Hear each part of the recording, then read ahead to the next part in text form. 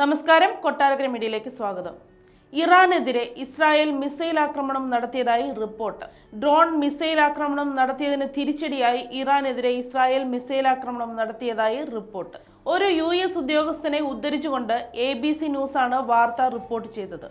Iran നഗരമായ ഇസഫഹാനിൽ സ്ഫോടന ശബ്ദം കേട്ടതായും എന്നാൽ ഇതിന്റെ കാരണം കൃത്യമായി വ്യക്തമായിട്ടില്ലെന്നും ഇറാൻ ഫാം ന്യൂസ് ഏജൻസിയും അറിയിച്ചു.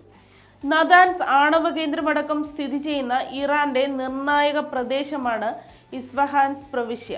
ഇറാൻ വ്യോമപാതയിലൂടെയുള്ള നിരവധി വിമാനങ്ങൾ തിരിച്ചുവിട്ടതായി CNN റിപ്പോർട്ട് ചെയ്തിട്ടുണ്ട്.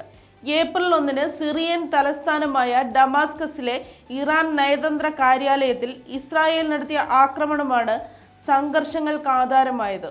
തുടർന്ന് ഇതിന് തിരിച്ചടിയെന്നോണം ശനിയാഴ്ച 300-ലധികം ഡ്രോണുകളും മിസൈലുകളും അയച്ച് ഇറാൻ മറുപടി നൽകിയിരുന്നു.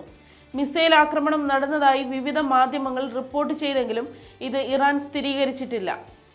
എന്നാൽ നിരവധി ഡ്രോണുകൾ വെടിവെച്ച് വീഴ്ത്തിയതായി ഇറാൻ അറിയിച്ചു.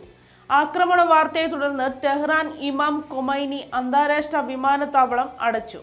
ഇറാനിലേക്ക് പുറപ്പെട്ട എമിറേറ്റ്സ്, ഫ്ലൈ ദുബായ് വിമാനങ്ങൾ തിരിച്ചുവിട്ടു.